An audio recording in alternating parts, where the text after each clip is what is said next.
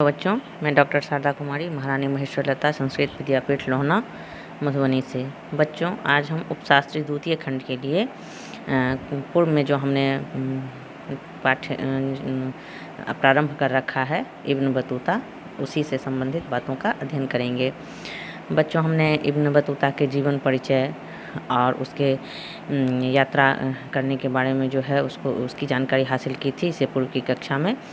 आज बच्चों हम जानेंगे कि जब इब्न बतूता भारत आया तो उसने, हालांकि जिस समय वो आया था उस समय खिलजी वंश जो है उसका अंत हो चुका था, लेकिन सुनी हुई बातों पर कुछ ही दिन पहले की वो बात थी, तो उस समय की बहुत सारी बातें जो है लोगों की ज़ुबान पे थी और वह लोगों से इस बात को सुनाए हुए विवरणों के आधार पर उसने जो है सो खिलजी कालीन इतिहास का विवरण उसने प्रस्तुत किया है, जिससे हमें खिलजी कालीन इतिहास के बारे में जानकारी मिलती है। बच्चों, हम जानते हैं कि खिलजी वंश का संस्थापक जो है जलालुद्दीन खिलजी था।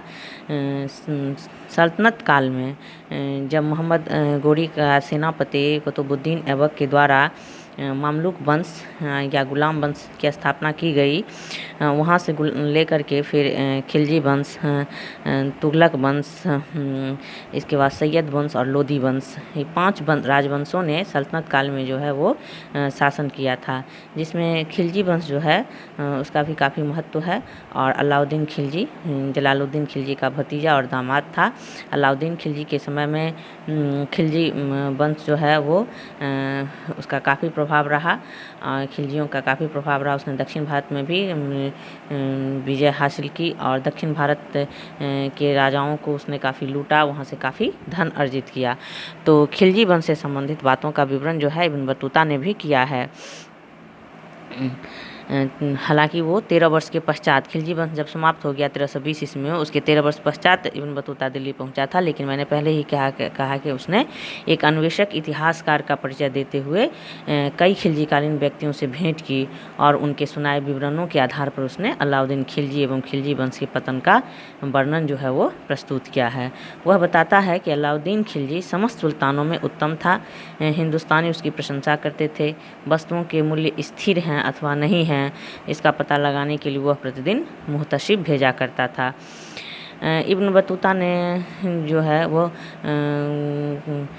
कुतुबुद्दीन मुबारक खिलजी के सुल्तान बनने से लेकर के और खुसरो खां द्वारा उसकी हत्या करवाने तक का जो है वो वर्णन सजीव रूप से उसने और तथ्यपरक वर्णन प्रस्तुत किया है।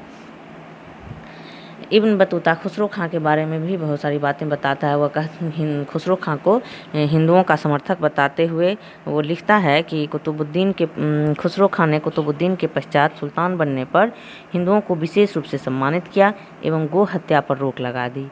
हिंदू लोग गाय का बड़ा सम्मान करते हैं। पुण्य तथा औषधि के रूप में गौमूत्र का सेवन करते हैं। गाय के गोबर से अपने घर तथा दीवार लिपते हैं। खुसरो खां चाहता था कि मुसलमान भी ऐसा ही करे, इसलिए मुसलमान लोग उससे घृणा करने लगे और गयासुद्दीन तुगलक के सहायक बन गए तथा खुसरो खां का राज्य जो है वो शीघ्र ही समाप्त हो गया, क्योंकि ये संभव नहीं था कि मुसलमान जो है वो खुसरो खां के अनुसार चलते और वो गाय का सम्मान करते और हिंदुओं की तरह गाय के साथ व्यवहार करते। तो इस प्रकार हम देखते हैं कि इब्न बतूता जो है वो खिलजी कालीन विवरण जिसने प्रस्तुत किया है, उसने वो शोधार्थियों के लिए इतिहास लेखन में साक्षात्कार पद्धति के अनुप्रयोग का उत्तम उदाहरण जो है वो प्रस्तुत करता है कि इतिहास लिखने की ये भी एक स्रोत के रूप में कि हम उस समय के लोगों से, चूँकि अगर अब बहुत ज़्यादा समय व्यतीत हो जाएगा तब तो उस समय के लोग नहीं मिलेंगे, लेकिन चूँकि उसके साथ पॉजिटिव पॉइंट ये था कि कुछ ही समय पश्चात वो आया था, खिलजी वंश के पतन के पश्चात 13 वर्ष ही हुआ था, तो उस समय के बहुत सारे लोग मौजूद थे और उससे उसने भेंट करके उनसे अनुभव प्राप्त करके उसने इतिहास का लेखन किया। तुगलक कालीन विवरण। उसके बाद खिलजी वंश के बाद तुगलक वंश, जिस समय इब्न बतूता भारत में आया वो लगभग 8 वर्ष तक रहा और इस बीच जो है वो उसने भारत के विभिन्न भागों सहित मालदीव व श्रीलंका में लगभग 14,318 मील से अधिक की यात्रा उसने संपन्न की। इब्न बतूता बताता है कि गयासुद्दीन तुगलक ने एक महल बनवाया था जिसकी ईंटें स्वर्ण जड़ित थी। उसके भीतर एक विशाल धनकुंड था जिसमें गलाया हुआ सोना जो है वो भर दिया जाता था। यह संपूर्ण संपदा मोहम्मद बिन तुगलक को गयासुद्दीन की मृत्यु के पश्चात विरासत में मिली थी। गयासुद्दीन तुगलक की मृत्यु 1325 ईस्वी में दिल्ली के निकट अफगानपुर में एक सामियाना गिरने से हुई। इब्न बतूता लिखता है कि शेख रुकनुद्दीन स्वयं घटनास्थल पर उपस्थित था और उसके द्वारा प्रदत्त सूचना के आधार पर ही इब्न बतूता ने इस बात का जिक्र किया है कि यह हत्या एक षड्यंत्र थी जिसमें मोहम्मद तुगलक का हाथ था।